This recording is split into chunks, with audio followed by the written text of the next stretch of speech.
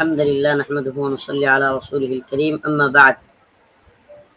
আসলে ভাই আমি একদম সূচনা থেকেই যদি শুরু করি, আমার গ্রেফতারের বিষয়টা আমি কিছুটা আঁচ করতে পারতেছিলাম। আমি মোদি বিরোধী আন্দোলনে সক্রিয় ভূমিকা পালন করি। আমরা সারা দেশ ব্যাপী ওয়াজ মাহফিল ওগুলোর মধ্যে প্রচার করতেছিলাম যে মোদি আসলে বাংলাদেশে ঘেরাও করা হবে, এয়ারপোর্ট মোদিকে যেভাবেই হোক আটকে দেওয়া হবে। তখন পরিস্থিতিটা বাংলাদেশের প্রত্যেকটা ওয়াজ মাহফিলে প্রায় অনেক আলেম বক্তা একই দাসের বয়ান যে মোদিকে আটকে দেওয়া হবে, মোদিকে ঘেরাও করা হবে, 16 কোটি জনতার 32 কোটি ঝাড়ু 32 কোটি জুতা নিয়ে রেডি থাকবে, এ ধরনের কথাবার্তা চলতেছিল। গুজরাটের কসাই মোদি, গুজরাটে মুসলিমদের হত্যা করা হয়েছে। এটা আমি আপনার 2021 সালের কথা বলতেছি, 2021 সালের মার্চের কথা। তখন আমি কন্টিনিউ এইসব বয়ান দিতে দিতে একটা পর্যায়ে আমাদের হেফাজতের পক্ষ থেকে যখন একটা সাংবাদিক সম্মেলন করা হয় যে না, মোদি আসলে আমরা কোনো আন্দোলনে যাব না, আমাদের অনেক সিনিয়র আলেম সেখানে ছিলেন, হেফাজতের ঢাকায় একটা সাংবাদিক সম্মেলন হয়, আপনার এটা মনে থাকার কথা। তখন আমি এটাতে একটু কষ্ট পাই এবং আমি সারা দেশে আমরা বয়ান করলাম যে মোদি আসলে ঘেরাও করা হবে, মোদি আসলে এয়ারপোর্টে জুতা ঝাড়ু নিয়ে যাওয়া হবে। কিন্তু এখন সবাই চুপসে যাব, মানে মানুষ আমাদেরকে কি বলবে, আমার ইগুতে লাগে, এটা গায়রতে লাগে যে না সবাই বসে থাকা যায় না। তো আমি তখন একটা প্ল্যাটফর্ম খুঁজতেছিলাম যে আমি কোথাও গিয়ে দাঁড়াতে পারি কিনা আন্দোলনের জন্য। একা একা তো আর আন্দোলন করা যায় না। তখন আপনার স্মরণ থাকার কথা যে চরমোনাই বলেন, হেফাজত বলেন বা অন্যান্য রাজনৈতিক দল কেউ মোদি বিরোধী আন্দোলন করে নাই। একমাত্র বিপি নূর ভাই, তার যে দল, সেই দলই একমাত্র আন্দোলনের ডাক দেয়। তখন বিপি নূর, রাশেদ খান, ওনারা একটা আন্দোলনের ডাক দেয়। আমি 25শে মার্চ সেই আন্দোলনে শরিক হই। আমার সাথে মাত্র 2টা ছাত্র ছিল। এরা হলো বিশ্বজয়ী কারি, নারায়ণগঞ্জ বাড়ি, কারি আবু রায়হান ছিল, এবং কুমিল্লার একটা ছেলে ছিল, উনিও ইসলামিক বক্তা, তরুণ বক্তা, জুনাইদ আল হাবিব, কারি জুনাইদ আল হাবিব। এই দুইজনকে নিয়ে আমি, মূলত ওরা আসতে চাই নাই, তো ওরা আমার মাদ্রাসার দাওয়াতি মেহমান ছিল। তো আমাদের ইচ্ছা ছিল যে আমরা শাপলা চত্বরে আন্দোলন করব, তারপরে ওখান থেকে মাদ্রাসায় চলে যাব মাহফিলে। তো যাই হোক, ওই দুজনকে নিয়ে আমি আসি। তারপরের কাহিনী আমি আর বলতে চাই না, আমি তো সবাই জানেন। শাপলা চত্বরে আন্দোলন থেকে অ্যারেস্ট হই। শাপলা চত্বরের আন্দোলন থেকে অ্যারেস্ট হওয়ার 4 ঘন্টা পর আমাকে ছেড়ে দেওয়া হয়। 25শে মার্চ 4 ঘন্টার পর আমাকে ছেড়ে দেওয়া হয়। মতিঝিল শাপলা চত্বরে আমাকে 4 ঘন্টা পল্টন থানায় আটকে রাখা হয়। সেখানে অনেক হুমকি দুমকি দেওয়া হয়, গালাগালি করা হয়, কেন সেই আন্দোলনে গেলাম, মোদির বিরুদ্ধে আন্দোলনে গেলাম, সব হুজুররা চুপসে গেল, আমি কেন চুপসে গেলাম না, এত বড় সাহস, আদার ব্যাপারে জাহাজের খবর নেই, মানে যত ধরনের আরো ধরনের গালিগালাজ আছে, বাবা মা তুলে, আমি সব গালি দিতেও পারবো না। তো এই ধরনের গালিগালাজ করে তারপর গালাগালি করা হয়। তারপর 4 ঘন্টা পর তো ছেড়েই দেওয়া হয়। বলা হয় যে একটা কাগজে সই করার জন্য, কাগজে সই করি, 4 ঘন্টা পর আমাকে ছেড়ে দেওয়া হয়। যখন থেকে আমি মতিঝিল শাপলা চত্বরে গ্রেফতার হয়েছি, তখন থেকেই আমার মনের মধ্যে এটা ঘুরতেছিল যে আমাকে আবারও যে কোনোদিন গ্রেফতার করা হতে পারে। এটার আমি কিছুটা ইশারাও পাচ্ছিলাম।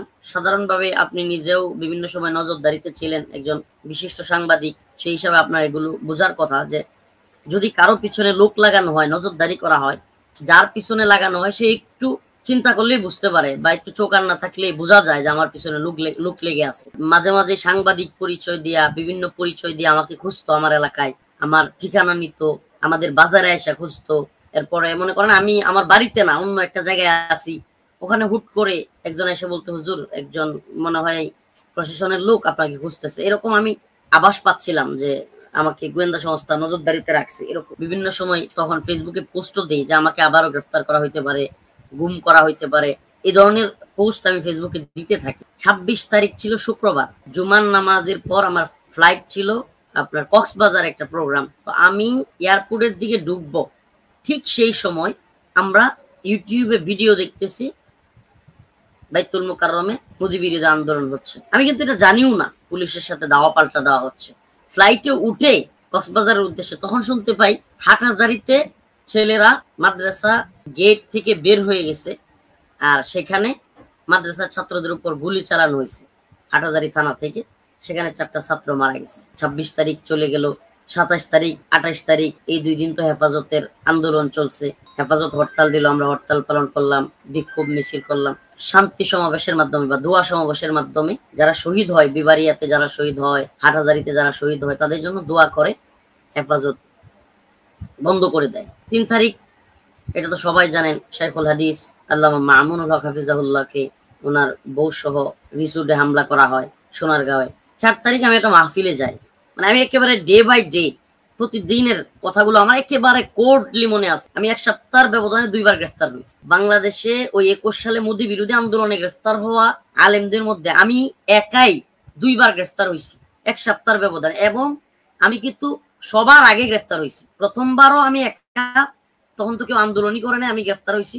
দ্বিতীয়বারও আন্দোলনের পরে, হরতালের পরেও সারা দেশের, এমনকি রিমান্ডে থাকা অবস্থায় আমি শুনতে পারি ফার্স্ট হেফাজতের কেন্দ্রীয় নেতাদের মধ্যে আজিজুল হক ইসলামাবাদী ভাই এবং মুফতি ইলিয়াস হামিদি হাফিজাল্লাহ, এই দুইজনকে গ্রেফতার করা হয়। এর আগে কিন্তু আমাকে আপনার ৬ এপ্রিল গ্রেফতার করা হয়। ৫ তারিখ লকডাউন দেওয়া হয়। তো সেই লকডাউনের রাতে আমার প্রোগ্রাম ছিল কিশোরগঞ্জ, সেখান থেকে প্রোগ্রাম করে রাত্রে আসি। ৬ তারিখ আমরা একটা মেয়ে দেখতে যাই বিয়ের জন্য। আমি মিষ্টি কিনতেছি, হঠাৎ করে একজন এসে বলতেছে, হুজুর আপনি দ্রুত সরে যান, প্রশাসনের লোক আপনারে খুঁজতেছে। আমি ওখান থেকে সরে যাই। রাতের বেলায় আমরা ওই হালুয়াঘাট থেকে চলে আসি। বাড়িতে আসার পর ২টা, আনুমানিক ১:৩০ থেকে ২টা, ঠিক ওই সময়ে আমার দরজায় নক করে। আমি যে ঘরে শুয়েছিলাম, ঘরটা টিনের ঘর। আমার আম্মা আমাকে গ্রেফতার করা হবে এই ভয়ে দরজার মধ্যে শক্ত করে বাঁশ দিয়ে রাখতো এবং একটা রড দিয়ে রাখতো। তো আমার আম্মা সেভাবেই রাখছিল ওই দিন রাত্রেও। তারপর আমি যখন ফার্স্ট টাইম ২-৩টা আওয়াজ পাই, টিনের মধ্যে টুকাটুক আওয়াজ পাই, আমি উঠে যাই, লাফ দিয়ে উঠে যাই। আমার পাশের খাটেই আমার আম্মা শুয়েছিলেন, মাঝখানে একটা পর্দা থাকতো, তো পর্দাটা উঠে আস্তে আস্তে আম্মার, ওরা কিন্তু দরজায় নক করতেই আছে জোরে জোরে, এই মাদানী সাহেব আছেন, এই মাদানী সাহেব আছেন, এই দরজা খুলেন, এই ঘরে কি আছেন, দরজা খুলেন, একেবারে নক করতেছে, জোরে জোরে নক করতেছে। তো এই আওয়াজের কারণে আমি আস্তে আস্তে আম্মাকে বলি, আম্মা তুমি একটু জিজ্ঞেস করো ওরা কারা, কি, কেন ডাকতেছে। তখন আম্মা জিজ্ঞেস করতেছে যে আপনারা কারা, কি জন্য আসছেন। ওরা কোনো কথা শুনতেছে না, দরজা খুলেন, দরজা খুলেন, দ্রুত দরজা খুলেন, মাদানী সাহেব আছেন, এরকম একেবারে একের পর এক বলতেই আছে বলতেই আছে। আইডিয়া করতেছিলাম যে এরা র্যাব 1 হইতে পারে, যেহেতু আমাকে ফোন দিছিল র্যাবের থেকে। এর মধ্যে আমি ফেসবুকে পোস্ট দিয়ে দিই যে আমাকে গুম করা হতে পারে এবং আমাকে গুম করার চেষ্টা চলছে, এরকম ছোট্ট আমি পোস্ট করে দরজা থেকে দেখা যায় না এমন একটা জায়গায় গিয়ে বসে থাকি। ওরা আঘাত করতে করতে দরজা খুলে ফেলছে। খোলার পর আমার রুমের সবকিছু তন্ন তন্ন করে খুঁজছে, যার মোবাইল পাইছে তাকেই ধরছে, তল্লাশি চলতেছে, যার ফোন পাচ্ছে তারটাই নিয়ে নিচ্ছে। আমাদের মা বোনদের কোনো কথাই শুনতেছে না, মহিলারা পর্দায় থাকে। আমার বাস্তি তখন দাওরা হাদিস পড়াশোনা করে, তার পর্দা মেনটেন ঠিক নাই। আমার আম্মা পর্দা করে, তার পর্দা ঠিক নেই। মানে যাকে যেভাবে পারতেছে মহিলাদেরকে বালিশ তুলতেছে, সব হজবরল অবস্থা। এখানে যে মুসলমানদের ঘরে ঢুকছি, একটা আলেমের ঘরে ঢুকছি, এখানে মা বোন আছে, এটা কোনো তোয়াক্কা নাই। একটা লাইট, অনেক পাওয়ারফুল একটা লাইট ছিল, ওই লাইটটা ধরছে। লাইটটা ধরার সাথে সাথে বলছে, এই যে পাইছি, মাদানিরে পাইছি, এই যে বসে আছে। একটা কথা বলে নেওয়া ভালো, আমার গায়ে কিন্তু তখন কিছুই নাই, পাঞ্জাবিও নাই, টুপিও নাই, বা একটা নর্মাল একটা ফতুয়া আর লুঙ্গি। আর লুঙ্গিটাও আমি যেহেতু ডিঙ্গাইছি, গড় ডিঙ্গাইতে হয়েছে, ঘুমের মধ্যে তো সবসময় লুঙ্গি ঠিক থাকে না, ওই অবস্থায় আমি ধরে রাখছি। লুঙ্গি পরার সময়টা পর্যন্ত আমি পাচ্ছি না। ওরা লাথি দিয়ে, আমি যে রুমে ছিলাম এই রুমে ঢুকে লাথি দিয়ে দরজাটা ভেঙে ফেলে। দরজা ভেঙে একবারে ঢুকে যায় ভিতরে। ভিতরে ঢুকাই মানে আমাকে ওরকম মুখে হাত দিয়ে ধরে ফেলে ঠাস করে। আমি তখন বলি যে আপনারা যারাই আছেন দয়া করে আমাকে একটু পাঞ্জাবিটা পরার সুযোগ দেন।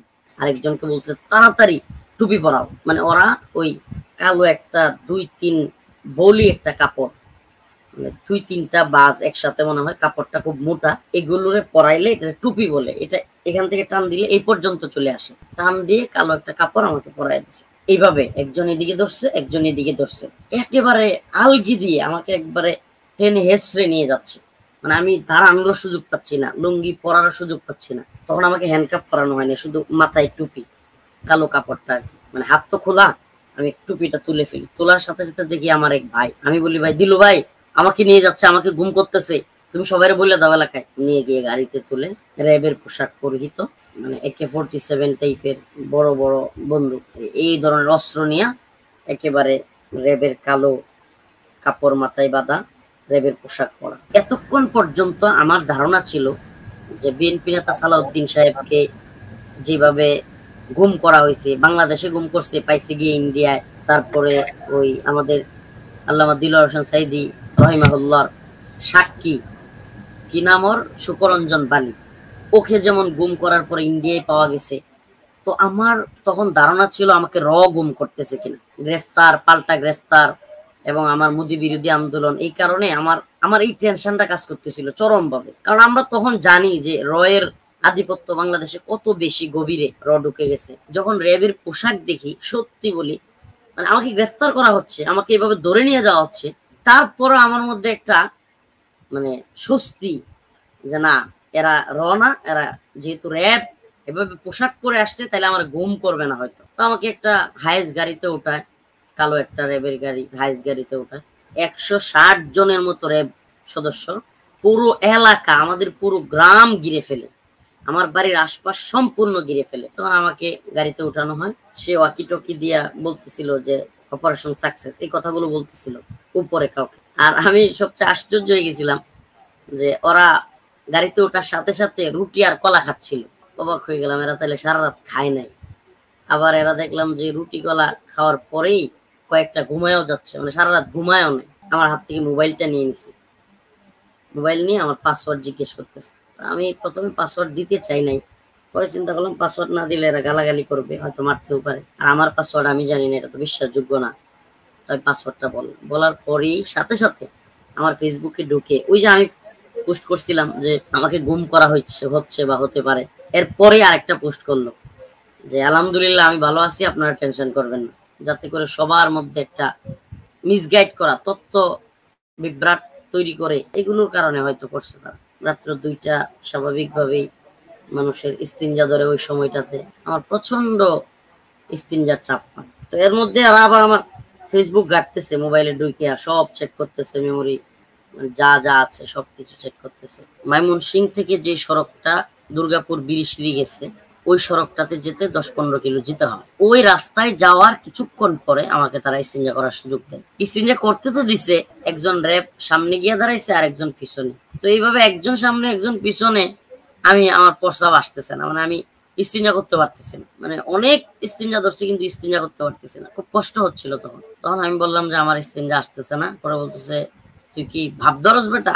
ময়মনসিংহ আজাদ সিএনজি পাম্পে গিয়ে দাঁড়ালো আবার গাড়িটা, ওয়াশরুমে গিয়ে আমি ওয়াশরুমে ইস্তিনজা সারলাম। গাজীপুরের আগে আগে সম্ভবত ফজরের নামাজের সময় হয়ে যায়। তখন আমি ওদেরকে বললাম যে আমাকে একটু ফজরের নামাজের সুযোগ দেন। তো ওরা ফজরের নামাজের সুযোগ দিবে না, কোনোভাবেই না। বললো যে গাড়িতে নামাজ পড়তে পারলে পরে। পরে আমি বললাম যে গাড়িতে তো ওজুর ব্যবস্থা নাই, আমার তো ওজু নাই। বললো তাইলে আর নামাজ পড়া যাবে না, নামাজ পড়ার সুযোগ নেই। গাজীপুর পার হওয়ার সাথে সাথে, চৌরাস্তা পার হওয়ার সাথে সাথেই আমাকে আবারও হেলমেট পরাই দেওয়া হলো। এই যে এইভাবে বেঁধে ফেলছে, একেবারে হ্যান্ডকাপ লাগিয়ে দিছে, আর মাথায় হলো কালো কাপড়। তখন আমার মানে এই সিচুয়েশনটা, এটা একটা মানুষের জন্য কতটা কষ্টের, মানে এটা বলে বোঝানো যাবে না। কাউকে যদি ওই পরিস্থিতিতে কেউ যদি পড়ে, যে মাথা পুরাটা ঘোরা, চোখে দেখা যাবে না, আর পিছনে এইভাবে হাত দিয়ে বাঁধা, মানে এই পরিস্থিতিটা যে কতটা কষ্টের, মানে না আপনাকে কোথায় নিচ্ছে আপনি জানবেন না, আপনি নড়াচড়া করতে পারবেন। তখন আমাকে মশা কামড় দিচ্ছে, কিন্তু আমার মশা সরানোর কেউ নেই। দীর্ঘ সময় আমাকে এইভাবে নিয়ে যাওয়া হলো, খুব বেশি সময় না, গাজীপুর থেকে মাত্র আধা ঘন্টা সময়ের মতো, এর কিছু সময় বেশি। মানে আমি আইডিয়া করতেছিলাম যে ফজর রক্ত শেষ, মানে গাড়ি থেকে নামায় আমাকে দুইজন এভাবে আপনার এইভাবে রাইখে 2 হাত 2 দিকে তুলে আস্তে আস্তে হাঁটায় হাঁটায়, তখন আমার চোখ কিন্তু লাগানো, আমি দেখতেছি না কোথায় আছে। সিঁড়ি দিয়ে দইরা দইরা তুলতেছে, এটাও বুঝতেছি সিঁড়ি দিয়ে উপরে তুলতেছে। তো আমাকে একটা রুমের মধ্যে রাখা হইলো, সোফা, লম্বা সোফার মধ্যে বসতে দেওয়া হলো। একটা লোক আসছে আমার আশেপাশে, এরকম একটা। তারপর আমার চোখ খুলে দিছে, চোখ খুলে দেওয়ার পর নর্মালি জিজ্ঞেস করছে ফোনে কার সাথে যোগাযোগ, এই সেই। বিপি নূরের নাম্বার, মামুনুল হক সাহেবের, একেবারে বিশ্রী ভাষায় ওনাকে গালাগালি করত। আর আমার প্রতি ওরা চরম ক্ষুব্ধ ছিল। মামুন সাহেব হুজুরকে যখন সোনারগাঁও রিসোর্টে আক্রমণ করে, তখন আমি একটা কঠিন ভাষায়, শক্ত ভাষায় একটা লাইভে আইসা বক্তব্য দিই, সরকার পতনের আন্দোলনেরও ডাক দিই। যদিও আমার আন্দোলনে তখন তো আর কিছু হয়নি বা হবেও না, বাকি আমাদের কষ্টে আমি সরকার প্রধান সহ সবাইকে খুব কড়া ভাষায় কথা বলি। প্রধানমন্ত্রী শেখ হাসিনা যখন মোদির সাথে ঘুরে, তখন যদি কেউ কাবিন নামা জিজ্ঞেস করে যে কাবিন আছে কিনা, দুজন একসাথে ঘুরতেছে, আমি এই ধরনের কথা বলে ফেলি। এই কথাগুলোর কারণে ওরা আমাকে মানে যেই পাইতো মনে হইতো আমার মনে হয় কামড় দিয়ে খায়া ফেলবে, এত রাগ এরা আমার প্রতি। টয়লেটে ঢোকার ঠিক আগ মুহূর্তে আমার কাপড়টা খুলে দেওয়া হয়, জানলা দিয়ে একটু উকি ঝুঁকি দিয়ে দেখার চেষ্টা করি যে আমি আসলে কোথায় আছি। কয়েকটা ভবন দেখা যায়, কিন্তু এখান থেকে কোনো সাইনবোর্ড বা কোনো কিছু দেখা যায় না। আমি টয়লেটে গিয়ে উজু করি, উজু করে এই যে তখন আমার এই ভাগিনাকে দেখি, ও আমার ভাগিনা, ওকে আমি তখন ওই রুমে দেখতে পাই, ওকেও ধরে নিয়ে গেছে আমার সাথে। তখন আমি বুঝতে পারি, তখন আমাদের দুইজনকেই নামাজের সুযোগ দেওয়া হয়। সূর্য উঠে গেছে, তখন তখন ফজরের নামাজের সুযোগ দিচ্ছে, যাই নামাজ দিছে, উজু করে নামাজ পড়ি। নামাজ পড়ার পরে এই যে আপনার এইভাবে তুলে আমার সামনে, আমি কিন্তু সামনে বসা, দুটা পাও এইভাবে টেবিলের উপরে তুলে তারপর একটা সিগারেট, হুজুর মাইন্ড করেন না, আমার একটা সিগারেট খাওয়ার অভ্যাস আছে, এই যে এই স্টাইলে একটা সিগারেট নিয়ে এইভাবে আমি মনে করেন বসে আছি সামনে, দুইটা পা এইভাবে উপরে দিয়া তারপরে টেবিলের উপরে আমি আরো নিচে। ওই অফিসারের নাম কি ভাই? আমি তো নাম বলতে পারবো না, সিভিলে। আমি এই অফিসার এবং আরেকজন অফিসারকে হিন্দি বলতে শুনছি, মানে ওরা নিজেরা মাঝে মাঝে হিন্দিতে কথা বলছে, এটা আমি নিজে শুনছি ভাই। আচ্ছা। এবং একবার আমার চোখ বাঁধা অবস্থায় একবার ওরা জিজ্ঞেস করতেছে যে বলেন তো আমরা কারা, এটা জিজ্ঞেস করছে আমাকে। আমি কিন্তু বুঝতে পারছি, হিন্দি কথা শুনছি, আবার জিজ্ঞেস করতেছে বলেন তো আমরা কারা। তখন আমি কিন্তু ইচ্ছা করেই যে বলি নাই যে আপনারা র হইতে পারেন বা র। কেন বলি নাই? কারণ আমি বুঝে গেছি এটা বুঝলে ওরা যদি আমাকে আবার আক্রমণ করে বা আমাকে যদি আঘাত করে, এই জন্য আমি বলছি আপনারা তো র্যাবের লোকই, আপনারা যেহেতু এখানে র্যাবের মানে আমি দেখছি র্যাব তুলে নিয়ে আসছে। তখন আমারে বলে র্যাব তুলে নিয়ে আসছে, আপনারা কেমনে বুঝলেন? আমি বলছি আমি যখন গাড়িতে উঠি তখন তো আমি কাপড় খুলে দেখছি র্যাবের পোশাক পরা আমার বাড়ির কাছে, তো এইভাবে আমি বুঝে গেছি। তো ও একেবারে মানে এরকম ভাব যে কি বলবো, দুইটা পাও পরে তুইলে সিগারেট খায়া আবার ধোয়া ছাড়তেছিল, মানে এটা একটা বিশ্রী অবস্থা। এই হুজুর, আপনারা বলেন ইসলামী সঠিক ধর্ম, ইসলাম ব্যতীত অন্য কোনো ধর্ম সঠিক না, এগুলো কই পাইছেন? পৃথিবীতে কত সভ্যতা আসলো গেল, রোমান সভ্যতা, আরো কতগুলো সভ্যতার নাম বললো এই সভ্যতাগুলো বিলীন হয়ে গেছে।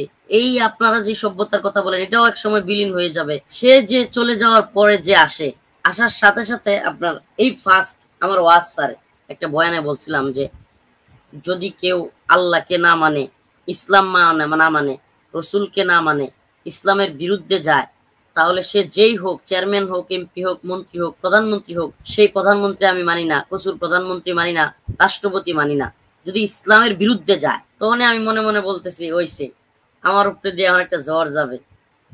বয়ানটা ছাড়া আর একেবারে মানে কি বলবো, সামনে তো কি আছে বুঝেনি, মানে আমার মা কি নিয়ে আর কি কইয়া একটা ঠাস করে আমাকে একটা চর মারে।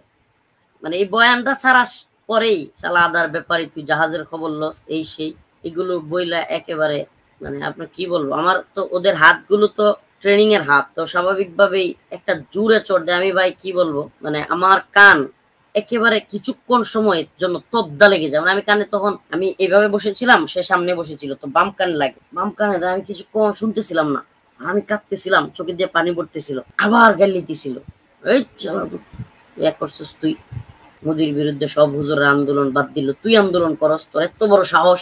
মানে গালি একটার পর একটা গালি, একটা শব্দ বলে আর দুইটা তিনটা গালি দেয়। তার মধ্যে আমি একটু কান্না করতেছিলাম, মানে স্বাভাবিকভাবে আমার কান এত ব্যথা পাইছি, আমার কান্না আসতেছিল। এর মধ্যে হঠাৎ করে দাঁড়ায় গেছে, মানে রাগে, তখন কিন্তু সে রাগে একবারে এমন করতেছে, এই পর্যায়ে সে দাঁড়ায় গেছে, দাঁড়ায় উঠ, আমার এবার ধরে ওঠ, উঠাইছে, উঠাই বলে একটা রুমে নিয়ে গেছে আমাকে। ভাই আমি মানে আলহামদুলিল্লাহ, আমি ছোট মানুষ হইতে পারি, আমি আলহামদুলিল্লাহ আমি কোনো কিছু ভয় পাই না। আজ পর্যন্ত কোনো ঘুমের শিকার কেউ এটা শিকার বলছে কিনা, রিমান্ডের শিকার। আমি যে রুমটাতে আমার নিয়ে গেছে, এই রুমটাতে যদি দুর্বল মনের হয় বা সাহসের সমস্যা থাকে, দুঃসাহসিক কেউ না হয়, রুমটাতে নেওয়ার সাথে সাথে ও বেহুশ হয়ে মারা যেতে পারে। রুমটাতে আপনার নাক নাই, মানে এখানে গালের গুস্ত নাই, বিভৎস বিভৎস মানুষের চেহারা, বিভৎস বিভৎস মানুষের কঙ্কাল ছবি, এগুলো পুরো রুমে। ছোট্ট একটা রুম, একটা চেয়ারটা হলো গুল, আপনার একটা গুল চেয়ার, আর এটা ঘোরান দিলেই ঘুরে। এটা আমি দেখছি এটাতে কারেন্টের বৈদ্যুতিক লাইন আছে, আর হলো চারদিকে আপনার মানুষের বিভৎস কঙ্কাল, চোখের উপরে এখানে গুস্ত নাই, নাকের এখানে চলে গেছে, এরকম বিভৎস চেহারা, ও ওখানে নিয়ে আমাকে গালি দিতেছে, এরে এই লাইন লাগা, লাইন দে কারেন্টে শর্ট দে, মানে গালি দিতেছে আর বলতেছে মোটা একটা রুল আন। আর দুইজনে এই অফিসারটাকে আর দুইজনে বলতেছে স্যার থাক থাক, ওরা মারলে থাকবো না, এই সেই এক দুইজনে বলতেছে। আরো 3টা অফিসার আসছে। কি বলবো ভাই, এদের চেহারা দেখলেই মানুষ ভয় পাবে। মানে এই সমস্ত মানুষগুলোর চেহারা, যারা আমাকে এখানে নিয়ে গেছে 2-3 জন, এদের চেহারা দেখলেই মানে একেবারে মুখগুলো বড় বড়, মানে একটা রাক্ষসী টাইপের ভাব, মানে মনে হয় এক্ষুনি আমাকে মেরে ফেলবে, খেয়ে ফেলবে, মানে এরকম মানুষ, ভয়ঙ্কর মানুষ। তখন তো গলা শুকিয়ে যাওয়ার মতো অবস্থা। শুধু আল্লাহ আল্লাহ করতেছি মনে মনে, আল্লাহ আল্লাহ আল্লাহ আল্লাহ, আয়াতুল কুরসি পড়তেছি, আপনি ছাড়া তো আমাদের কেউ নাই, শুধু আল্লাহ আল্লাহ করতেছি আর চোখের পানি পড়তেছে। আমি কিছু বলতেছি না, যখনই তাকাচ্ছি তখনই দেখতেছি আপনার এত লম্বা লম্বা অস্ত্র, এটাতে চাইলে দাঁত তুলতে পারবে, চাইলেই চোখ তুলে ফেলতে পারবে, এই ধরনের জিনিস লম্বা লম্বা এগুলো আছে। তখন আরো আতঙ্ক মনের মধ্যে, তাইলে এই মানুষগুলোর যে চোখ নাই মুখ নাই, এদেরকে এইভাবে তুলে ফেলছে নাকি, ওখানে গালাগালি করছে, শুধু আরো খুব ভয় দেয়ছে। যে রুমে নিয়ে গেছে এটাতে কিন্তু ভাই আপনি দিনও বুঝবেন না, রাতও বুঝবেন না, কিছুই বুঝবেন না। আর আরেকটা বিষয় হলো, এই রুম থেকে যত জোরে চিৎকার দিক কেউ শুনবে না। আমি দেখছি যে পাশের রুমেই আপনার কি একটা আওয়াজ দিয়ে রাখছে, অন্য কোনো কিছু শোনা যাবে না। আমাকে আরেকটা রুমে নিয়ে যাওয়া হয়, কিছু লোককে নিয়ে আসে দেখানোর জন্য আমাকে, যে মাদানিকে ধরে নিয়ে আসছে, নিকট সাংবাদিক হইতে পারে, এদেরকে নিয়ে আসে, মানে এদেরকে দেখানোর জন্য আর কি নিয়ে আসছি। দইরা খুব মাতবরি করছিল, লাফালাফি করছিল, এই ধরনের কথাবার্তা বলতেছিল। তখন আমার কাছ থেকে আমি আর বিশৃঙ্খলা করব না, আমি আর কোনো ধরনের উগ্র বক্তব্য দিব না, এই ধরনের কয়েকটা ভিডিও ক্লিপ নেই, দুপুরে খাওয়া দাওয়া করি। তো ভাই এই জোহরের আগ পর্যন্তই ছিল বাজে পরিস্থিতি, মানে আমার উপর দিয়ে যাওয়া চট তাপড় কিংবা গালাগালি কিংবা ওই রুমে নিয়ে যাওয়া ভয়ঙ্কর রুমটায়, এগুলো জোহরের আগে। জোহরের পরে স্বাভাবিক জিজ্ঞাসাবাদ, নাম ঠিকানা কিছু জিজ্ঞাসাবাদ, আর হলো কার কার সাথে কথা বলছি ফোনে, কি কি কথা বলছি, এই ধরনের জিজ্ঞাসাবাদ গুলো চলছে। আমাকে রাতের বেলায় যেই থানায় মামলাটা দেয়, গাছা থানায়, ওই গাছা থানায় নিয়ে যায়। গাছা থানায় নিয়ে যাওয়ার পরে স্বাভাবিকভাবে এই সমস্ত থানাগুলোতে পরিবেশ তো বুঝেনি, ভয়ঙ্কর পরিবেশ। থানাগুলোতে বিড়ি সিগারেট খায়া, যারা মনে করেন বিড়ি সিগারেট খায়, নেশা করে, এই সমস্ত আসামি তো ওখানে থাকে, একেবারে দুর্গন্ধ অবস্থা। তো ওখানে নিয়ে শোয়া রাখে একটা বড় একটা লাইটের নিচে, ঘুমানোর তো উপায় নাই।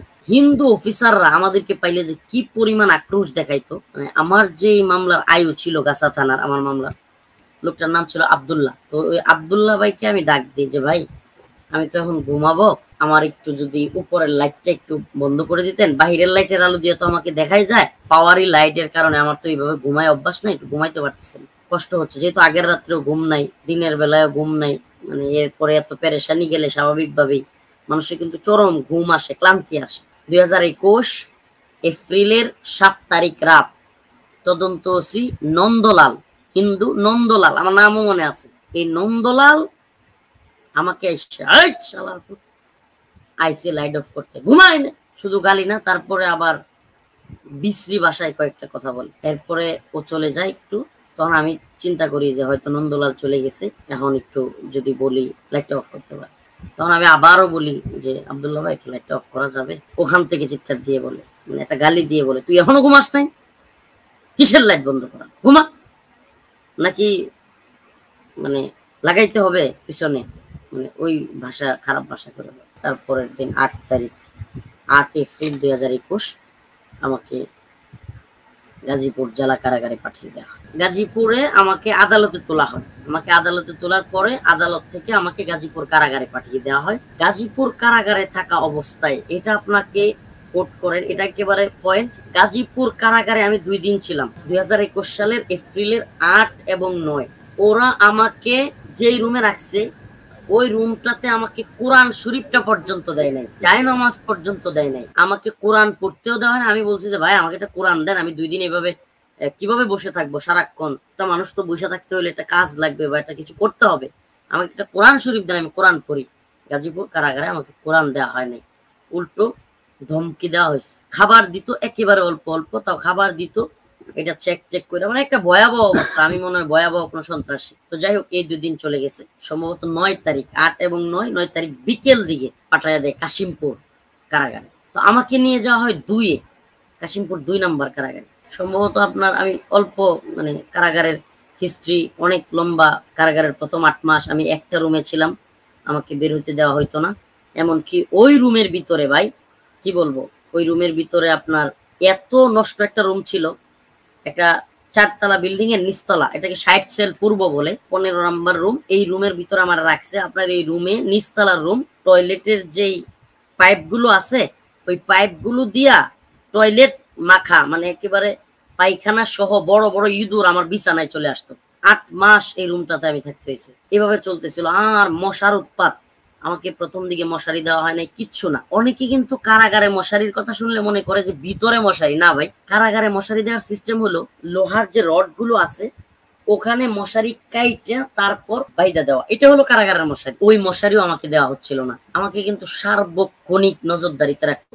সারাক্ষণ একটা, আমি ফোনে কথা বলতে পারতাম না। আমাকে মা বাবা, আমি কি, আমার মা কি করতেছে, আমার ভাইকে ধরছিল, আমার বাইকনাকে ধরছিল, এরা কি অবস্থায় আছে কিচ্ছু জানি না। আমার বাড়ির হালত কি তাও জানি না। কোনো খোঁজ খবর নাই। আমার দীর্ঘদিন হয়ে যাবে, আমার কোনো ফোন দেয় না। এই 8 মাস আমাকে একটা রুমে ফেলে রাখছে। তো হঠাৎ করে একদিন রিমান্ডের ডাক আসে। এই যে যেটা বলা শুরু, যে রিমান্ড, আমার রিমান্ড শুরু হয়। সিটিটিসি নাম দিছে, এটিও নাম দিছে, বিভিন্ন নাম দিয়া জঙ্গি নিধনের নামে আমেরিকা ইউরোপকে খুশি করার জন্য আপনার সাধারণ যুবকদেরকে, একটু দাঁড়িয়ে আছে, টুপি পরে, টাকনুর উপর কাপড় পরে, নামাজ পড়ে, এই সমস্ত যুবকদেরকে ধরে নিয়ে অসংখ্য, আমি গল্প ভিতরে গিয়া কথা বলছি বা অসংখ্য ছেলেদের সাথে দেখা হয়েছে। হুজুর কি করছো? হুজুর জিহাদের বয়ানে একটা লাইক দিছিলাম, জিহাদি একটা বয়ানে কমেন্ট করছিলাম। হুজুর একজনে আমার বলছে যে আমাকে নিয়ে জিহাদে যাবে। আমি বুঝি না, আমি ভাবছি সত্যি সত্যি আমি মনে হয় জিহাদ করতে পারবো। তো এই যে কোরআন সুন্নাহ অনুযায়ী যে জিহাদ, জিহাদের কথা বলছি, এই জিহাদের আগ্রহ প্রকাশ করছি, লাইক দিছি, এই ধরে ফেলছে। বছরকে বছর আমরা ঘুমে আসি, বছরকে বছর পরিবারের সাথে যোগাযোগ নাই, আমাদেরকে কষ্ট দেয়, রিমান্ডে নেয়, মায়ের দেয়, এইভাবে চলতেছে ভাই। বিশেষ করে আমি ভাই আবারও বলতেছি, আল্লাহি ইলিয়াস ভাই, আপনার সাংবাদিকতার জীবন সাকসেস হয়ে যাবে। আল্লাহ পাক হয়তো আপনাকে ক্ষমা করে দিবে, আমাকেও হয়তো আমরাও মাফ পেয়ে যেতে পারি। এই বান্দাগুলো আজকে দীর্ঘদিন যাবত, সেই 16 সাল থেকে গ্রেফতার হয়ে রিমান্ড, নির্যাতন, আপনি অবাক হয়ে যাবেন শুনলে। আমি অনেক এই গারোতে আমি যখন যাইতাম হাজিরা দিতে, এদের সাথে কথা বলতাম, এই সমস্ত ভাইগুলোর বউদেরকে পর্যন্ত নির্যাতন করছে, বউদেরকে পর্দা খুইলে নির্যাতন করছে এদের সামনে আইনা এই অফিসাররা। এই বিষয়গুলো এত কষ্ট লাগতো আমার। এরা কান্না দেখলে, এদের কষ্ট দেখলে আমাদের কষ্ট কিছুই মনে হতো না। এই মানুষগুলোর একটাই অপরাধ, ভার্সিটিতে পড়তো, রসুলকে গালি দিছে, হেফাজত শাপলা চত্বরে নামছে, হেফাজত নামছে, তাদের দরদ লাগছে, হেফাজত নামছে, তারাও গিয়ে ওদেরকে হয়তো মেরে ফেলছে, অথবা এরা জড়িত না, আমি তো জানি না। কিন্তু ওরা যদি মেরেও থাকে রসুলের ভালোবাসায়, আজকে এরা বছরকে বছর রিমান্ডে, বছরকে বছর ঘুমে ছিল, নির্যাতনের শিকার, পরিবারের সাথে দেখা করতে পারে না। এদের এক একজনকে 2টা 3টা করে ফাঁসি দিয়ে ফেলছে। এদের এক একজনকে অন্যায়ভাবে 2টা 3টা করে ফাঁসি দিয়ে ফেলছে। এরা দীর্ঘদিন পরিবারের সাথে যোগাযোগ করতে পারে না। এদের জামিনের কোনো খবর নেই। জামিন হবে কিভাবে? 2টা 3টা ফাঁসি লাগছে। এদেরকে যে কোনো মুহূর্তে ফাঁসি দিয়ে দিতে পারে। আমি হেফাজতকেও বলতে চাই আপনার অনুষ্ঠানের মাধ্যমে, ভাই এই কথাগুলো অবশ্যই প্রচার করবেন। আল্লাহ, এটা কলিজা থেকে বলতেছি। এই কথাগুলো, এরা যদি এদের একজনের ফাঁসি হয়ে যায়, বাংলাদেশে কে হেফাজত, কে জমিয়ত, কে খেলাফত, একজন আল্লাহর কাছে ক্ষমা পাবে না। আল্লাহ রসুলের কাছে জবাব দিতে পারবে না কেউ। আল্লাহ নবীর কাছে জবাব দেওয়ার মতো কোনো আমাদের মুখ থাকবে না। এই ভাইদের যদি একটারও ফাঁসি হয়, আমি এই ভাইদেরকে দেখে আসছি। আমাকে জঙ্গি, মৌলবাদী, উগ্রবাদী তোমরা যা পারো ট্যাগ দাও, কিন্তু আমি এই সমস্ত যুবকদেরকে দেখেছি, এরা জান্নাতি যুবক। এই সমস্ত যুবকেরা আলেমদেরকে কি পরিমাণ মহাব্বত করে, কিংবা দেশের প্রতি, ইসলামের প্রতি তাদের যে দরদ দেখছি। এবং আমাদের আলেমরা, আল্লাহ মাফ করুক, নাম বলতে চাই না, হেফাজতের আমরা যারা মামলা খাইছি, অনেকে কাঁদতে কাঁদতে ভিতরে শেষ, কবে জামিন হবে, সরকারের সাথে লিয়াজু করা যায় কিনা, আইরি এক একজনের কান্না। আল্লাহ আল্লাহি, আমি এই ভাইদেরকে কাঁদতে দেখি নাই। এরা যেন কিছুই হয় নাই, এরা স্বাভাবিক। এদের ইমানের অবস্থা দেখে নিজের মনে হইতো, হাইরে আমাদের তো ইমান কি আছে কিনা, আল্লাহ মাফ করুক। মানে আমাদের তারে কোনো কিছুই মনে হইতো না। এদের চলাফেরা দেখলে, এদের কোর্টে যাওয়া দেখলে, এরা এত সুন্দর চলতেছে। এদের মধ্যে আল্লাহ পাক ইমানি জজবা দিছে। আমাদের দায়িত্ব আছে, হেফাজতের দায়িত্ব আছে। আলেম ওলামাদের শুধু বক্তব্য দিলে হবে না। এই সমস্ত ভাইদের জামিনের জন্য, মুক্তির জন্য আমাদেরকে অবশ্যই চেষ্টা করতে হবে। হারিস জোসেফ, কুখ্যাত খুনি, যারা কিনা অসংখ্য খুন করছে, রাষ্ট্রপতি ক্ষমা করতে পারে, তাইলে আমাদের এই ভাইরা আজকে কি, এরা যদি আইন নিজের হাতে তুলেও নেয়, এটাই তো অপরাধ। এরা কি ক্ষমা পাইতে পারে না? ভার্সিটি থেকে আসছে, এই সমস্ত ভাইরা কি জামিন পেতে পারে না? এখন এই উবাইদুল হাসান, এই দালাল, এরপরে বিভিন্ন বিচারপতিরা এরা পদত্যাগ করতেছে, এদেরকে বাতিল করা হচ্ছে। এখনো যদি এই সমস্ত ভাইগুলো মুক্তি না পায়, আল্লাহর কাছে, রসুলের কাছে আমরা জবাব দিতে পারবো না। হাসরের ময়দানে কেউ জবাব দিতে পারবে না। ভয়ঙ্কর একটা কাহিনী এখানে ঘটছে কারাগারে। আমি যেটা বলতেছিলাম, তো আমাকে তখন রিমান্ডে নিয়ে যায়। তেজগাঁওয়ে আমার মামলা হয়েছে। মামলা কয়টা হয়েছে তো আমি জানি। তেজগাঁও জোনের ডিসি হলো হারুন। আমি তখন আশায় ছিলাম যে হারুন সাহেব হয়তো আমাকে একটু হেল্প করবে। এখনই জামিন না হইলেও আমার মামলাগুলো একটু কম হবে, কিংবা আমি একটু সুবিধা পাবো, এই ধরনের সত্যি ভাই আশায় ছিলাম। কিন্তু এই যে আল্লাহ বুঝাইতে চাইলেন যে তোদের আমি ছাড়া কেউ নাই। তোরা যদি পৃথিবীর কোন এই তাগুতের, এই জালেমদেরকে আশা করিস, তাইলেই তোদের উপরে আরো জুলুম আসবে। এই যে আমি পরবর্তীতে হারুনের কাহিনীগুলো হওয়ার পরে আমি এটা বুঝতেছিলাম যে আল্লাহ পাক হয়তো আমাদেরকে এটাই বুঝাইতে চাইছিলেন। তো তেজগাঁও থানা রিমান্ড আসে। রিমান্ডে নিয়ে যাওয়ার পরে মামলার যে এসআই, তার নাম হলো শোয়েব নিয়ে যায়। আমি যখন আমাকে ঢুকায় তখনই দেখি যে কয়েকটা চ্যানেল, RTV, DBC, কয়েকটা চ্যানেল ছবি তুলতে থাকে। আমাকে নিয়ে গারদে ঢুকায়, থানার যে গারদ আছে ওখানে ঢুকায়। কাপড় যারা বানায়, সেলাই করে, এরা যেভাবে মাপ নেয় না, হাত মাপ নেয়, বুকের মাপ নেয়, গলার মাপ নেয়, এইভাবে আমার মাপ নিতেছে রশি দিয়া অথবা পিতা দিয়া। আমি অবাক, কিরি আমার গায়ের মাপ নেই কে, মানে কি মাইপে পিটাইবো নাকি? মানে আমার তখন সত্যি আমার মনের মধ্যে, দুষ্টামি করতেছি না, মনের মধ্যে আতঙ্ক বিরাজ করতেছে। কিরি আমাকে কি এরকম মাপ নিতেছে কেন? আমি তখন বুঝতে পারতেছিলাম না। ওই মাসের 12 তারিখ, 12 এপ্রিল ছিল রমাদান, প্রথম রমজান। 12 এপ্রিল সেহরি খাই আমরা।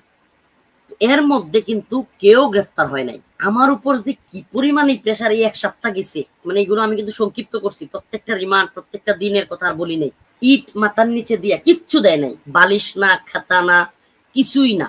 থানার ভিতরে আমাকে কিন্তু 7 দিনের রিমান্ড ডাকছে তেজগাঁওয়ে। আমি অনেক চায়া রিকোয়েস্ট কইরা একটা জায়নামাজ আনছি।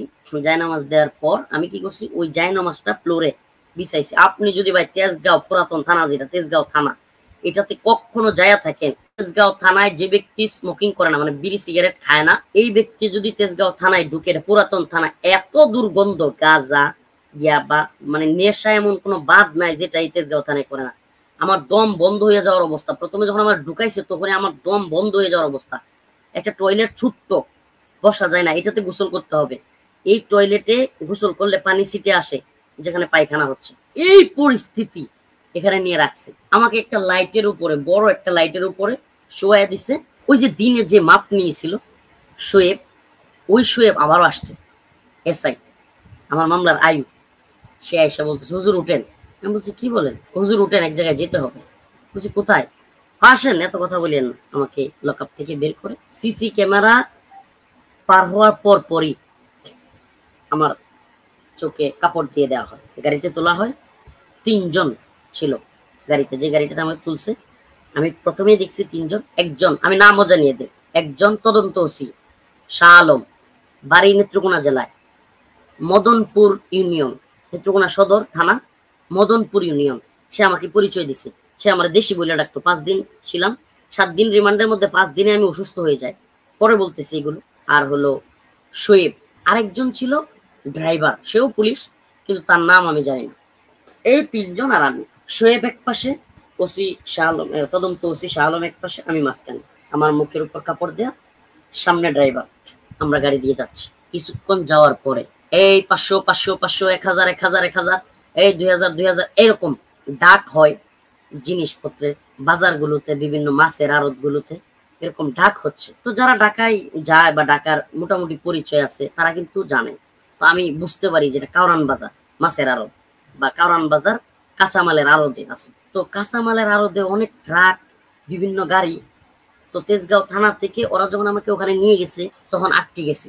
তো ওরা, আমি ওখানে আসি এত রাত্রে, মানুষ যদি খোঁজ পায়, এই জন্য ও ড্রাইভারকে, তদন্ত ওসি শাহ আলম, ধমকি দিছে, সাইড বেটা, ঘোরা গাড়ি ঘোরা, তাড়াতাড়ি ঘোরা, মানে সামনে তো ট্রাক, যাওয়া যাবে না। তাড়াতাড়ি করে ঘোরাইছে, ঘোরায় নিয়ে গেছে। যে আমাকে যে জায়গায় নিয়ে যাওয়া হচ্ছে এটা যেন না বুঝিয়ে, এই জন্য পুলিশের গাড়ি দিয়ে ব্যারিকেড দিয়ে দেওয়া হয়েছে, যেন কেউ না যাইতে পারে। কিছুক্ষণ নেওয়ার পরে আমাকে নামাইছে। নামানোর পরে সম্ভবত আমার গায়ে একটা জুব্বা ছিল, জুব্বাটা ধরে টানাটানি শুরু করছে, এইভাবে টানাটানি করে খোলা শুরু করছে। তো জুব্বা ধরে টান দিলে ভিতরে গেঞ্জি আছে যে ওইটাও চলে যায়, লঙ্গি টানতেছে, মানে খুলে ফেলবে। তো আমাকে এইভাবে, আমি বলছি যে এগুলো টানার দরকার নেই, আমি খুলে দিচ্ছি, মানে আমি যে জুব্বাটা আমি খুলে দিই। এরা শুনে না, টাইনে টুনে আমাকে জুব্বা খুলে একটা শার্ট পরাইছে। ওই যে দিনের বেলায় যে আমার মাপ নিছিল, তখন আমার আইডিয়া হয়েছে যে আমার মাপ কেন নিছিল।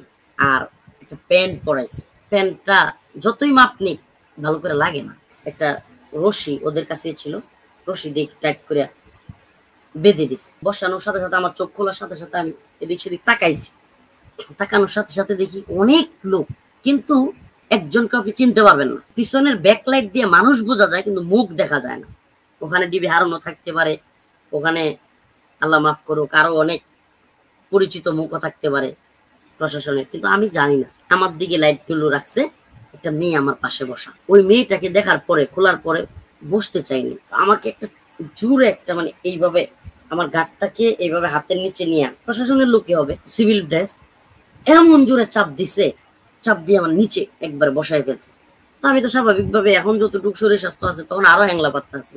মেয়েটা কিন্তু আবার বলে রাখি ভাই, মুখ খোলা ছিল না, একটা বোরকা পরা ছিল, সম্ভবত লাল কালারের বোরকা। মানে লেস ভাই, ওখানে একটা ক্যামেরা, ইনি একটা ক্যামেরা, ইনি একটা ক্যামেরা, ভাই ক্যামেরা দিয়ে ভরা। মানে আমি আশ্চর্য হয়ে গেছি। ঠিক আছে, মানে এত ক্যামেরা, মানে আমার দিকে শুধু ক্যামেরা আর ক্যামেরা। ওই মেয়েটার সাথে আমি বসে আছি, মেয়েটা আমাকে জড়ায় ধরতেছে, মানে এইগুলো ক্যামেরায় সব ভিডিও হচ্ছে, ছবি তুলতেছে, ক্যামেরা শব্দ শুনতেছি, এই হলো অবস্থা। তো আমি শুধু ভাই কি বলবো, আল্লাহ পাকের দিকে এইভাবে উপরের দিকে তাকায়া, মানে সুবহানাল্লাহি ওয়া বিহামদিহি, তাআল্লুক মা আল্লাহ কি জিনিস আমি ওই সময় বুঝতে পারছি, যে আল্লাহ যে একজন আছে। সুবহানাল্লাহ, মানে আমি অজুরে কাঁদতেছি, আমার চোখ দিয়া পানি, আমার মতো অসহায় পৃথিবীতে আর কেউ নাই। আল্লাহ, আমার যে এত অসহায় লাগতেছিল নিজেকে, মানে আল্লাহ আমার তো কেউ নাই, আমার মাও নাই, বাপও নাই কাছে, মানে আমাদের উস্তাদরাও কেউ নাই, মানে আমাদের মনে হয় পৃথিবীতে কেউ নাই আপনি ছাড়া। মানে শুধু কান্না আর কান্না, চোখ দিয়া অজুরে, আপনি কি বলবো, আমার এত কান্না, এত চোখের পানি ঝরতেছে। মেয়েটা বলে, হুজুর জড়ায় ধরেন, আমার এই সমস্যা নাই, আপনার কি বোন নাই, বোনের মতো মনে করেন। আমার এই কথাটা বলছিল নর্তকী। আরে নর্তকী বলবো না কি বলবো, এই খারাপ মহিলা, অসভ্য মহিলা আমারে বলে কি জড়ায় ধইরা, বলে যে হুজুর আপনার বোন নাই, ধরেন আমাকে, সমস্যা নাই, জড়ায় ধরেন, এগুলো বলতেছে। আমার হাত চাইপা ওর একবার ওর কাছে নেয়, আরেকবার ও আমারে জড়াইয়া ধরে, আরেকবার আল্লাহ মাফ করুক, মানে মানে মনে হইতেছে আমাকে, মানে আমি কিংবা ও আমাকে বলতেও পারতেছে না আল্লাহ মাফ করুক। মানে রিলেশনের ক্ষেত্রে যেগুলো করতে চায় একটা ছেলে মেয়ে, খারাপ যে ছেলে মেয়েরা, মানে এই ধরনের দেখাচ্ছে। মানে আমারে পড়াইছে তো শার্ট, পড়াইছে প্যান্ট, এখন আবার একটা মেয়ে পাশে দিছে, এখন মেয়েটারে কিছু তো করতে হবে, তো ওই মেয়েটাই আমাকে মানে ওই ধরনের কাজগুলো করার চেষ্টা করে। আবার এই কত বড় অসভ্য, আবার বলে যে হুজুর আপনার বোন নাই, সমস্যা নাই, ধরেন এ করেন। আল্লাহ দিয়ে কাঁদতেছিল, আল্লাহ আমার তো কেউ নাই। এই রাত্রের কথা মনে হইলে ভাই, এখনো পর্যন্ত এই কাহিনীগুলো মনে হইলে, যে আমাকে এইভাবে কাপড় খুলে জ্বলতেছে, এইভাবে মেয়ে জড়ায় ধরতেছে, আমার কেউ নাই। আমি একবার কি মনে করছি জানেন, মানে একবার আমার সামনে, কিন্তু আমি কিন্তু চিনতে পারছি, আমি যেহেতু বাড়িধারার ছাত্র, মাঝে মাঝে হাতির ঝিল গেছি, আমার তো চিনতে সমস্যা নাই। হাতির ঝিল যেটা আমি বুঝতে পারছি, ওই সিঁড়ি দেয়া, ল্যাম্প পোস্ট ঝুলতেছে, তো এগুলো এই সিঁড়ি সুন্দর কালার করা, পানির ফোয়ারা সামনে, ওই পারে বড় লেক, এটা তো হাতির ঝিল, যে কেউ চিনবে ওই এলাকায় যারা গেছে। আমি চিনে ফেলছি। আমি একবার কি করছি জানেন, আমি একবার চিন্তা করছি আমি সাঁতার দিয়ে দিব, সাঁতরাইয়া ওই পারে চলে যাব। আমি কিন্তু ভালো সাঁতার পারি, আমি আলহামদুলিল্লাহ। আমি যদি নদীতে বা পুকুরে গোসল করি অনেকক্ষণ লাগবে আমার ধরতে, কয়েকজনও। আমি চিন্তা করছি সাঁতরায়, যেহেতু আমার প্যান্ট পরা, সাঁতরায় আমি ওপারে চলে যাবো, ওপারে তো আর কেউ নাই, দৌড়ায় কোনো বাড়িতে চলে যাবো, এটা আমার মাথায় আসছিল। দেখেন ওরা কত বড় চালাক, কত বড় চিটিং। এরা কি করছে, একটা লোকেরে আমি দেখি সিঁড়ির আড়ালে, উঁচা একটা সিঁড়ি, ওই সিঁড়িটার আড়ালে একটা লোকেরে নেংটি দেওয়া, লুঙ্গি নেংটি দেয় না, নেংটি দিয়ে রাখছে। মানে আমি যদি লাভ দেই ধরতে হবে, নেংটি দেওয়ায় আগে থেকেই রাখছে। আমি যখন প্ল্যান করছি যে লাভ দিব, তখনই আমি দেখে ফেলছি, আমি না লাভ দিয়ে ক্ষতি হয়ে যাবে, আরো ওরা হয়তো লাভ দিলে আরো মারবে। আমি তখন আর লাভ দিই নাই, আমি আর লাভ দিই নাই। একটু পরে এই ছবিগুলো তুলছে, গালি দিছে, গাড়ে কেঁচা দিছে, ওই মেয়েটা জড়াইয়া ধরছে, মেয়েটা মানে চুম্বন করার মতো মুড করছে, এই ধরনের মানে আরো অশ্লীল অঙ্গভঙ্গি করছে। এর মধ্যে শুরু হয়েছে আরেক কাহিনী, একটা সিগারেট জ্বালায় নিয়ে আসছে, নিয়ে আসা আমাকে আপনার হাতে এভাবে ধরায় দিছে, 2 আঙ্গুলের মাঝখানে সিগারেট ধরায় দিয়ে ফেলে দিছে। ভাই ছোটবেলায় অনেক ছেলে মেয়েরাও আপনার তেজপাতা দিয়া বা বিভিন্ন ছোটবেলায় সিগারেট কিন্তু খায়। দুষ্টামি করে একটা সিগারেট টান দিইনি, আমি ছেড়ে দিছি সিগারেটটা, আবার আমার গালি দিয়া মারতে আসছে, মারতে এসে আবারও সিগারেটটা। এগুলো কিন্তু আমি ফেসবুকে পোস্ট করি নাই। কয়টা পোস্ট করব?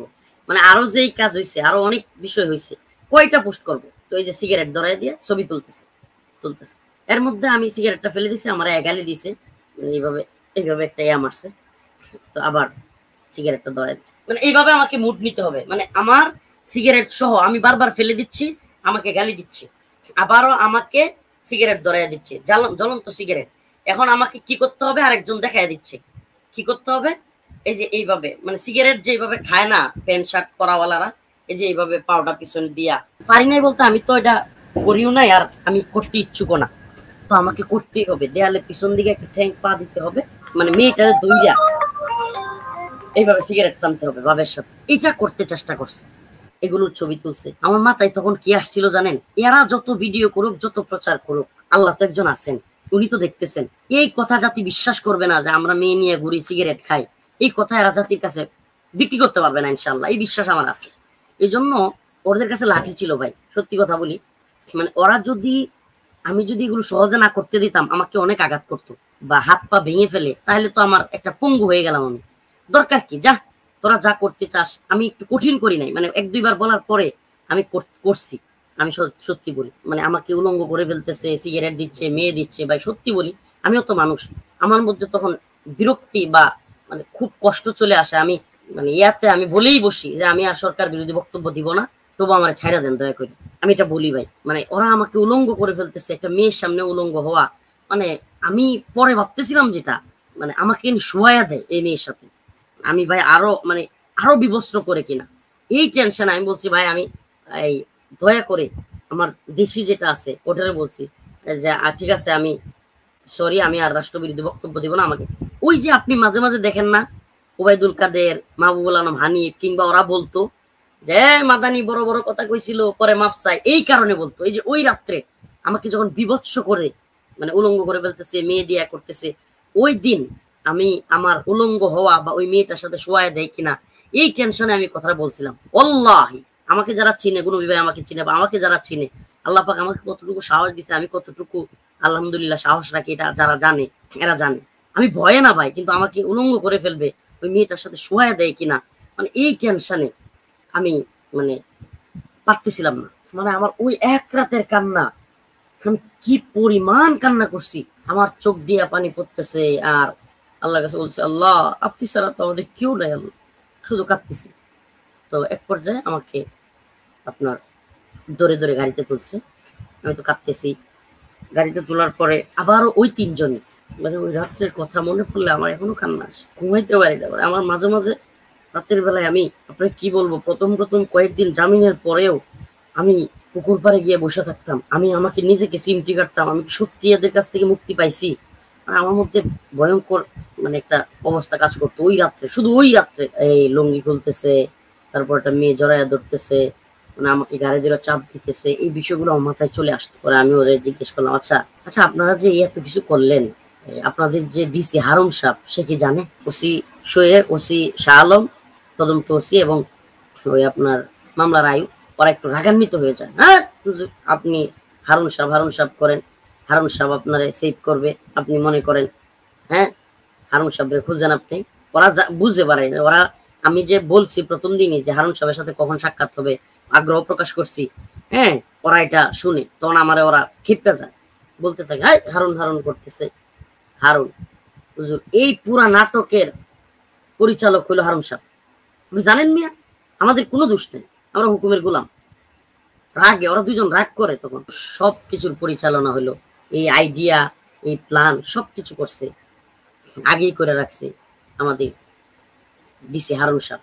তখন মনটা ভাইঙ্গা, মানে ওই যে আশা ছিল, ওই বোনের কাছে মিশা হুজুর বলছিল কখনো যদি বিপদে পড়ো তাইলে এই হারুন তোমাকে সহযোগিতা করতে পারবে, তার অনেক উপরে হাত আছে। এই হাত কি করছে আমার সাথে, এই কথা কল্পনা আইসা কষ্টে মানে বুক ফাইটা যাওয়ার মতো অবস্থা।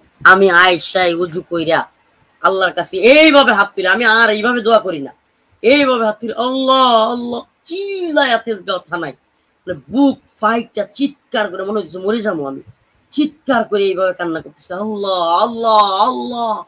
এক পর্যায়ে থানায় যারা যারা এটার সময় ছিল সবগুলো, দুই একটা অফিসার আমার সাথে কান্না শুরু করছে। আমার কান্না দেখে আমার মানে কি বলবো আপনার, ভয়ঙ্কর চিৎকার আর কান্না। আমি আল্লাহ আল্লাহ এইভাবে হাত উপরে এইভাবে তুইলা কাঁদতেছিলাম চিৎকার করে। আমার মনে হচ্ছিল আমার আল্লাহ ছাড়া কেউ নাই। আমি এইভাবে কাঁদতেছিলাম আর ভয়ঙ্কর ভাবে। তো সিহেরি পর্যন্ত আমি তাহাজ্জুদ করছি আর কান্না করছি। সিহেরি পর্যন্ত তাহাজ্জুদ করছি আর কান্না করছি, চিৎকার করে কান্না করছি।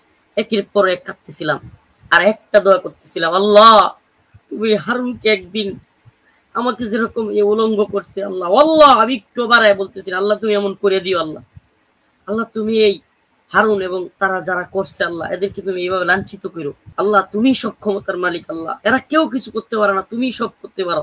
আমি খালি চিল্লাই দোয়া করতেছিলাম, জোরে জোরে দোয়া করতেছিলাম। এই চতুর্থ দিনের কাহিনীটা খুবই জরুরি। তেজগাঁও থানার মূল ওসি, যে ওসি এবং ওসি তদন্ত, এই দুইজন আমাকে একটা গাড়িতে করে নিয়ে যায়। আমি বলি কোথায় নিয়ে যাবেন? বলতেছে আপনারা তো এতদিন শুধু ডিসি হারুন সাহেবের কথা বলছেন, হারুন স্যারের সাথে দেখা করায় নাই, আজকে হারুন সাহেব আপনারা দাওয়াত দিচ্ছে। হারুন স্যারের অফিস হলো আপনার এটা সম্ভবত আসাদ গেটের এদিকে রুম, ওখান থেকে সে কনফারেন্স করে, সাংবাদিক সম্মেলন বা এই সে করে, ওখানে নিয়ে গেছে। তো রাস্তায় আমাকে আমি বলতেছি না আমার তো যাওয়ার ইচ্ছা নাই। হুজুর আপনি না তার কাছে খুব যাইতে চাইতেন?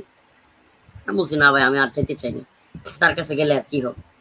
বলে হুজুর আমরা তো আর চাইলেই পারি না, আজকে তার সাথে আপনার ইফতার করতে হবে, ইফতারের দাওয়াত দিচ্ছে।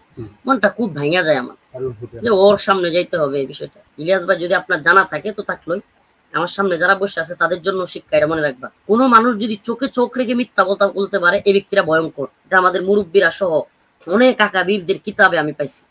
এই লোকগুলো চরম ভয়ঙ্কর হয়, তারা ঠান্ডা মাথার সাইলেন্ট কিলার হয়, ঠান্ডা মাথায় খুন করতে পারে। আমার নিয়ে বসাইছে, এই দেন বাপটা দেন, আরে মাদানী সাহেব হুজুর আপনি আমার এলাকায়, আপনি কবে থেকে আমার থানায়?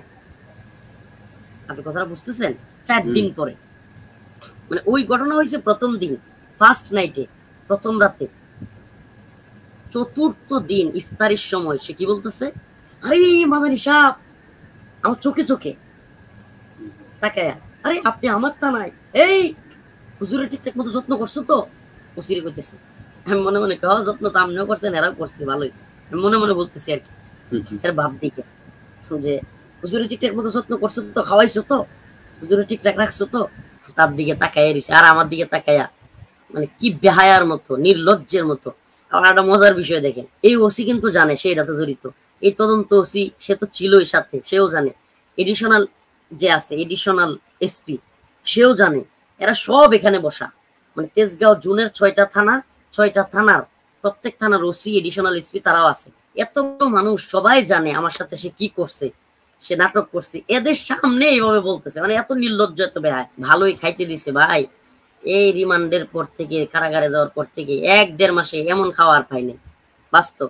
মানে ভালো খাবার আসলে সামনে, আমরা তো মানুষ, ফিতরাগত ভাবেই শারীরিক ভাবে একটা ভালো খাবারের দিকে টান হয়। খুব ভালো ভালো খিচুড়ি, আপনার গ্রিল, তারপরে বড় বড় গোশতের, মানে বিশাল আয়োজন সব পুলিশদের জন্য, ওসি এবং এসপিদের জন্য, এডিসিদের জন্য বিশাল আয়োজন।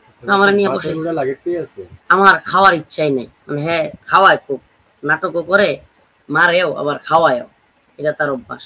আমার খাওয়ার ইচ্ছা নাই, আমি না করে দিচ্ছি, না আমি খাবো না ইফতারির সময়, তবু আমি তার সাথে খেতে ইচ্ছুক না। কয়েকবার না করে ফেলছি, সারাদিন রোজা রাখছি, তাহলে কেমনে না খায়। এক পর্যায়ে চিন্তা করলাম যে এদের এখানে খাবো না, কালকে হইলেও তো খাইতে হবে, মানে খাইতে তো হবে। তবে হারুনের সাথে খাইতে আমার ইচ্ছা ছিল না। আমি বললাম যে আমার একটু খাবার দেন, আমি একটু পাশে বসে খাই। আর একটা রুম ছিল, ওরা বলতেছে যে না হুজুর আমাদের সাথেই খান, সমস্যা নেই হুজুর, আপনারা নিয়ে খাইতে পারলে তো সৌভাগ্য। মানে বিশ্রী কথা, বেহায়াদের মতো কথা।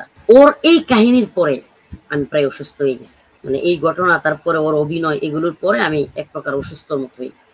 আমি অসুস্থ হওয়ার কারণে আমাকে নিয়ে যায়, রিমান্ড 7 দিন পূর্ণ করে নাই, আমাকে নিয়ে যায় আপনার ডিবিতে। তো ওখানে ডিবিতে তো বড় রুম, রুমে আমাকে যখন ঢুকায় সাথে সাথে শেখুল হাদিস আল্লামা মামুনুল হক, মুফতি হাবিবুল্লাহ মাহমুদ কাসিমি, জুনায়েদ আল হাবিব হাফিজাউল্লাহ, আরো অনেকেই, 4 থেকে 5 জন আমি গিয়ে দেখতে পাই। ভাই বিশ্বাস করবেন না, এই কতদিন 1 মাস 1.5 মাসের আমার পেরেশানি, এই কাহিনী, রিমান্ড, মানে আমি ওনাদেরকে পায়া মনে হইতেছিল আমি বাবা মার কাছে চলে আসছে। আমি প্রথমেই হাবিবুল্লাহ আহমদ কাসিমি সাহেব আমার উস্তাদ এবং ওনার খুব মহব্বত করি আমি, হুজুর আমার মহব্বত করে, একেবারে জড়াইয়া দইরা বুকের মধ্যে দীর্ঘ সময় কাঁদছে হুজুরে। তো মামুন সাহেব হুজুর, জুনায়েদ আলাইফ সাহেব, ওনারা সান্ত্বনা দিচ্ছিলেন। ওখানে গিয়ে সবার সাথে আমি এই ঘটনাগুলো বলি, কিন্তু আল্লাহর বান্দারা একজনও, সবাই মোটামুটি তো প্রায় সবাই আমার আগে মুক্তি পাইছে। এখানকার এই কয়জনই না, বাংলাদেশের 2021 সালের মোদী বিরোধী আন্দোলনে যারা গ্রেফতার হয়েছে, প্রসিদ্ধ আলেম, প্রসিদ্ধ বক্তাদের এমন কেউ বাকি নাই যারা আমি এই ঘটনা বলি নাই। অথচ আমি বের হওয়ার আগে একজন আল্লাহর বান্দাও এই ঘটনা বলেনি। আমি বের হওয়ার পরে আমি বলতে চাইছিলাম প্রথম দিন নাজিরহাট মাদ্রাসার মাহফিলে, চট্টগ্রামে প্রথম মাহফিল, শেখ হারুন নিজার হাফিজাউল্লাহ বড় ভাই, উনি বললেন যে রফিক বলা দরকার নেই। পরে আমি ওনার হেকমতটা বুঝতে পারছি কেন বলার দরকার নেই। কারণ এই হারুন ডিবির এই বদমাস, ওর হাত অনেক লম্বা, ওই বদমাস এই ঘটনা বলার পরে যদি আসলে এটা আলোচিত হয়, আমার আবার বিপদে ফেলি, ভাই ওইটা চিন্তা করে বলতে না করছে। এইবার যখন হারুন ধরা খায়, তখন আমি ফেসবুকে এটা পোস্ট করি। হাফিজ আক্তারের একটা ঘটনা বলি, ডিবির প্রধান তৎকালীন, হারুনের আগের হাফিজ আক্তার, এ কি করছে একটা ছোট্ট ঘটনা বলি শুধু। আমরা শুয়ে আছি, আমি, মামুন সাহেব হুজুর, হাবিবুল্লাহ আহমদ কাসিমি, জুনায়েদ আল হাবিব দামাত বরকাতুহু, আমরা চারজন। আমরা কে বা কারা আমাদের ছবি তুলছে আমরা তো জানি না, হয়তো প্রশাসনেরই কেউ হবে। হাফিজ আক্তার আয়সা একেবারে বিশ্রী ভাষায় আমাদের চারজনকে একবারে গালিগালাজ, যা তা চরম ভাবে গালিগালাজ শুরু করছে। ডিবি রিমান্ডে নিয়ে গেল, এক জায়গায় বসে আছি, নিয়ে বসাইছে 4 জনের একটা টিমের মধ্যে নিয়ে বসাইছে। হঠাৎ করে এক লোক আসছে কোত্থেকে, মানে আমার টিমের না, যারা আমার জিজ্ঞাসাবাদ করতে আনছে এরা এই টিমের লোক না, আরেকজনকে জিজ্ঞেস করতেছে, কয়টা কে, রফিকুল ইসলাম মাদানী। ও ওইটা ভাই বইলাই এমন জোরে এক থাপ্পড় মারছে, কথা নাই বার্তা নাই, একেবারে আমি চেয়ারে বসেছিলাম উল্টে পড়ে গেছি, একেবারে পুরা পড়ে গেছি, বেহুশ হওয়ার মতো অবস্থা। আমার যে ডিসি আছে সে তাকে বলে, কি তুমি ওরে থাপ্পড় দিলা কেন? এসে মানসিক ভাবে আমি ভাঙিয়ে পড়ি, শারীরিক ভাবেও কিছু খাই না, এই অবস্থা। এই থাপ্পড়ের পরে ওই আগে আঘাত খাইছি র্যাবের রিমান্ডে, এখন আবার আঘাত খেলাম, তখন আমি পড়ে যাই, এক প্রকার অসুস্থ হয়ে যায়। তখন আমাকে আপনার পুলিশ হসপিটাল, যেটা রাজারবাগ পুলিশ লাইন্স হসপিটালে নিয়ে যাওয়া হয়। আমার প্রেশার, এটা কি মানুষের প্রেশার হইতে পারে? একজন অসম্ভব 45, নিচের প্রেশার, উপরেরটা হলো আপনার 80, নিচেরটা 45, উপরেরটা 80, এত নিচে চলে আসে প্রেশার। না খাইতে আর টেনশনে আমার এত প্রেশার লো হয় যে আমি জায়গায় পড়ে যাই, মাথা ঘোরাইতে থাকে, আমার যেখানে দাঁড়াই মাথা ঘোরায়, সারাক্ষণ মাথা ঘোরাইতে থাকে বন করে। তো এইভাবে তো 26 দিন রিমান্ড চলছে। কয়েকটা ভাই আপনাকে একটু সালাম দিবে, এরা খুব মহব্বত করে আমাদের, সমস্যা নাই বলেন। এরা এতক্ষণ পর্যন্ত এখানে বসেছে, মহব্বতের মানুষ। আসসালামু আলাইকুম। আসসালামু আলাইকুম। আপনারা একটু বড় করেন, আপনারা আমার জন্য সবাই দোয়া করেন।